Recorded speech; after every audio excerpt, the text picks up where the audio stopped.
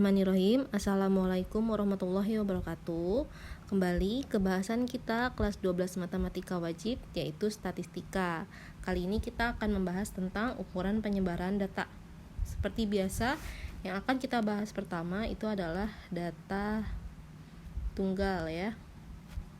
Pertemuan selanjutnya baru kita bahas data kelompoknya. Nah, ukuran penyebaran data ini secara garis besarnya terbagi menjadi dua.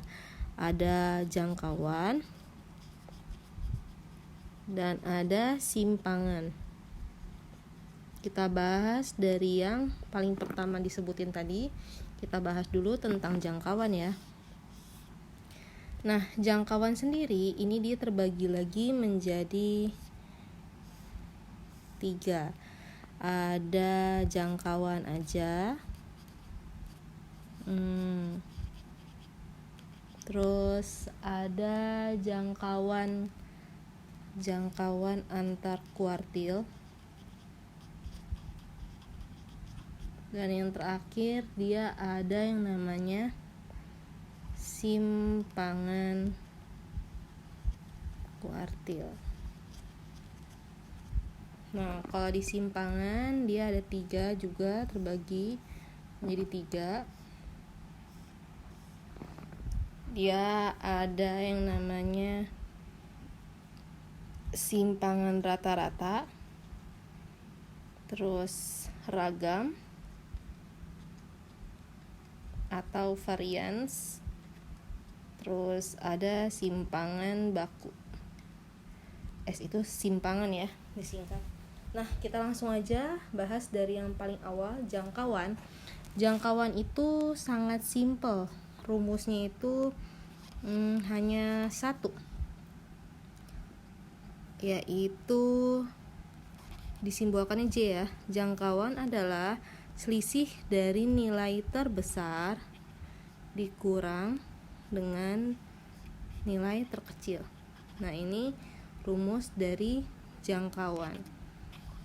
Jadi kalau mau mencari jangkauan dari suatu data tunggal, tinggal lihat data nilai terbesarnya berapa dan nilai terkecilnya berapa, jangkauannya itu tinggal selisihnya aja.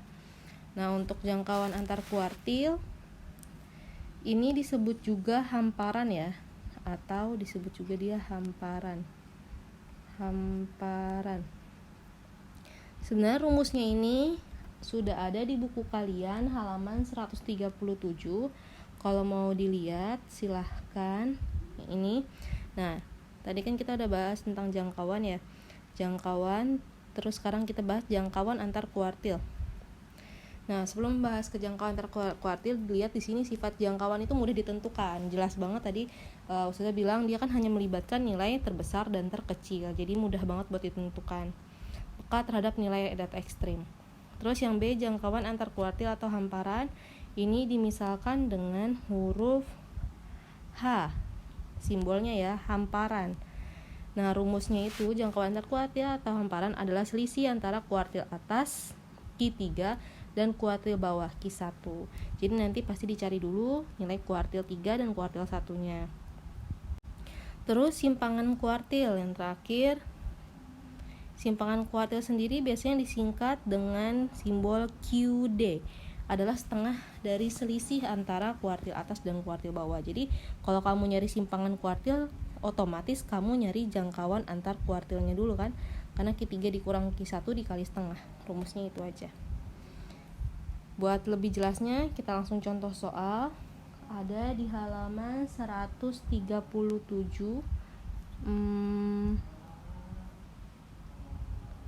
Contoh 36. Tentukan nilai-nilai jangkauan dari data di bawah ini. Nah, cara mengerjakannya pasti kita tentuin dulu nih nilai angka yang mana yang maksimum. Di sini kan maksimum ada 40, 46, 51 ya, 68. Berarti ini sebagai nilai maksimumnya. Terus nilai minimumnya 27 ya. Berarti ini sebagai nilai minimum. Udah deh, berarti jangkauannya kita bisa jawab di sini. Berarti untuk jangkauan sama dengan 68 dikurang 27. 8 kurang 7 itu 1, 6 kurang 2 41. Jangkauannya 41. Nah, terus yang kedua kita menentukan tadi apa? Setelah jangkauan ada jangkauan antar kuartil atau hamparan. Nah, hamparan sendiri kan ini memiliki rumus Q3 dikurang Q1. Nah, ini kan kita belum tahu Q3 dan Q1-nya, maka kita harus mencari dulu. Ingat, datanya harus setelah diurutkan. Nah, kita lihat data ini sepertinya udah berurut. Ya enggak? 27, 28, 31, 31, 36, 37, 37 sampai 68. Nah, berarti kita cari Q3-nya aja. Q3 itu kan rumusnya kalau masih ingat, dia adalah data ke gitu kan. Berarti kalau 3/4 dikalikan N plus 1.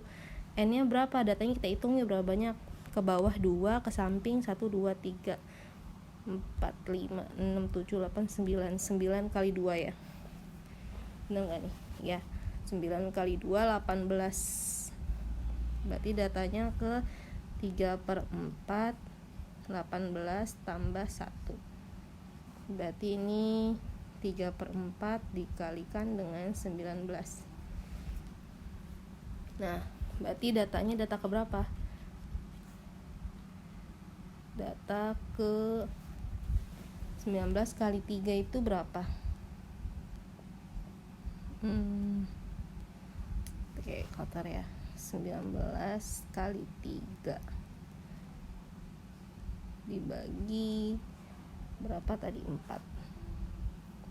14,25 ya. 57 bagi 4, 14,25. Data ke 14,25. Berarti datanya itu data ke 14 ditambah data ke 0,25. Data ke 14 nya yuk kita hitung. 1, 2, 3, 4, 5, 6, 7, 8, 9, 10, 11, 12, 13, 14. Data ke 14 nya 44. Berarti ini 44 ditambah 0,25 dikalikan dengan selisih ya. Selisih antara data 46 dikurang 44 sama data yang selanjutnya. Berarti 44 ditambah 0,25 dikalikan 2. 0,25 kali 2 itu 0,5.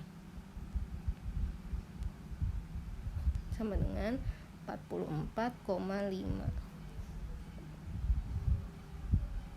Nah, ini ketiga. Sekarang kita cari Q1-nya. Berarti Q1 data ke 1/4 18 tambah 1. Berarti 19 bagi 4. Yuk kita hitung. 19 bagi 4. 4,75. Berarti ini data ke 4,75, data ke 4 ditambah data ke 0,75. Data keempatnya berapa? 31 ya. 31 ditambah 0,75. Nah, setelah 31 berapa? 36 ya. 36 dikurang 31. Lanjut, berarti ini 31 ditambah 0,75 dikalikan 5. Berarti ini 31 ditambah 0,75 kali 5. Kita cari tahu. 0,75 dikali 5. 3,75. 3,75. 31 tambah 3 berarti 34,75. Nah, ini kita dapat Q3 dan Q1-nya. Langkah selanjutnya terakhir adalah kita masukin rumusnya. Tadi kan hamparan yang ditanya. Hamparan sama dengan Q3 dikurang Q1. Q3-nya 4,5 dikurang Q1 nya 34,75. Berarti berapa nih? Minjem dia 5, terus ini sisa 4 kurang 7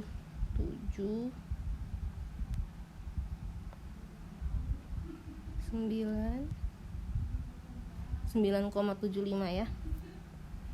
Jawabannya 9,75. Nah, tadi kan kita dicari hamparan, sekarang kita cari simpangan kuartilnya, simpangan kuartil atau QD. QD itu tinggal rumusnya setengah dikalikan Q3 dikurang Q1. Berarti setengah dikalikan 9,75. Coba kita hitung ya. Setengah 9,75 dibagi 2, 4,875. Ya, kita lanjut. Sekarang kita ke simpangan ya. Simpangan itu ada 3, simpangan rata-rata, ragam atau varians, dan simpangan baku. Kalau mau dilihat di buku paketnya itu ada di halaman 138. Yuk kita bahas satu-satu ya dari simpangan rata-rata. Di sini sudah disiapkan simpangan rata-rata. Ini dia. Simpangan rata-rata itu didefinisikan sebagai SR, simbolnya adalah SR ya. Nah, dengan rumusnya itu, ini simbol namanya simbol sigma, atau bisa dibilang itu jumlah dari ini tanda mutlak, berarti nanti nilainya itu selalu positif. XI dikurang X bar itu adalah rata-ratanya dibagi N itu ukuran data atau banyaknya data. Biar jelasnya, ini kita langsung aja nih contoh soal. Tentukan simpangan rata-rata untuk data 3, 2, 1, 2, 2, 1, 4, 5. Nah, berarti kan di rumusnya kita butuh XI dikurang X bar atau rata-rata. Berarti kita butuh rata-rata nih. Cara menghitung rata-rata, kalian pasti masih ingat kan? Ini semuanya tinggal dijumlah aja. 3 tambah 2, 5. Tambah 1, 6. Tambah 2, 8. Tambah 2, 10. Tambah 1, 11. Tambah 4, 15. Tambah 5, 20 ya. Per banyaknya data ada 1, 2, 3, 4, 5, 6, 7, 8. 20 dibagi 8 ini bisa diperkecil jadi 10 per 4 atau 2,5. Bener ya? Rata-ratanya 2,5. Maka SR-nya adalah, nah ini tanda mutlak. Ini kan rumusnya adalah XI. Tadi SR rumusnya adalah XI dikurang X bar. Nah, X barnya 2,5, berarti datanya masing-masing dari yang 3 semuanya dikurang dengan rata-rata. 3 dikurang 2,5, terus 2 dikurang 2,5, 1 dikurang 2,5, 2 dikurang 2,5, ini juga 2 dikurang 2,5, sampai 5 dikurang 2,5. Nah, terus cara ngitungnya gimana? Cara ngitungnya tinggal dihitung biasa aja. 3 dikurang 2,5 berapa? 0,5 kan? Di sini ya. 0,5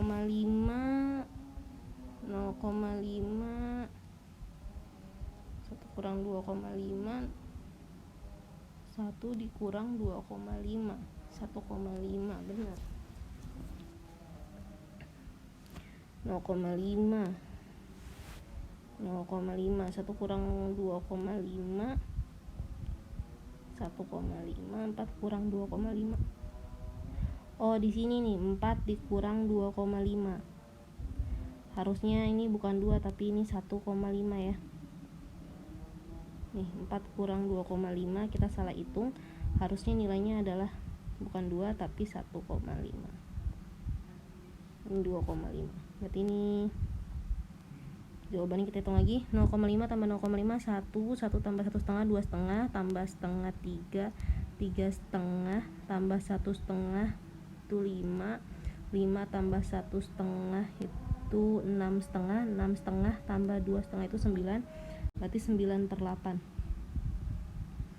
9/8, yuk kita hitung. 9 bagi 8. Benar ya, 1,125. Ya, kita lanjut. Kita sekarang ke ragam dan simpangan baku ya. Sebenarnya ini juga ada di bukunya. Nah, ini ragam atau variansi itu disimbolkan dengan huruf ini ya, namanya to ya, to kuadrat. Rumusnya adalah sama penjumlahan sigma, penjumlahan dari dalam kurung xi dikurang x bar atau rata-rata. Mirip tadi, cuman kalau ini nggak pakai tanda mutlak, dia pakainya kurung biasa tapi di kuadrat nih, per n. Lebih enaknya kita langsung aja contoh. Ini sebenarnya ada di bukunya halaman 139 ya. Kita langsung contoh. Ini dia contohnya. Tentukan ragam dari data 4, 5, 6, 7, 8, 6. Nah, ini kan rataannya kita cari nih. Rataannya itu kan berarti tinggal dijumlah semua. Hasilnya 36. Datanya ada 6, 36/6 sama dengan 6. Nah, rumusnya tadi adalah kan xi dikurang x rata-rata dikuadratin. Berarti ini masing-masing dari nilainya 4 dikurang 6 dikuadratin, 5 kurang 6 dikuadratin, 6 kurang 6 dikuadratin, 7, 8, 6. Nih, 7, 8, 6 semuanya dikuadratin. Kita hitung ya, 4 kurang 6 minus 2 dikuadratin 4, betul. Ini 1, 0, 1, 4. Yang terakhir ya 0, bener ya. Berarti jawabannya dihitung pakai kalkulator, hasilnya ada 1,67. Gampang kan? Kita lanjut ke habis ragam dan varians, simpangan baku. Simpangan baku juga ada di bukunya halaman 140.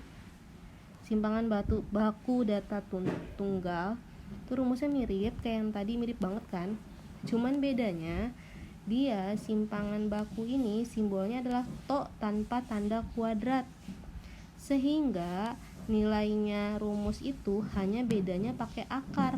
Nah, ini dia yang bedanya, diakarin, hasil akhirnya diakarin. Bedanya simpangan baku to tapi nggak pakai kuadrat gitu ya. Enaknya kita langsung contoh. Ini contohnya soalnya masih sama, 4, 5, 6, 7, 8, 6. Tapi yang ditanya adalah simpangan baku. Caranya sama persis kayak tadi, dicari dulu rata-ratanya. Habis itu dibikin kayak gini, 4 kurang 6 kuadrat, 5 kurang 6, 6 kurang 6, 7 kurang 6, 8 kurang 6, sampai 6 kurang 6 di kuadrat.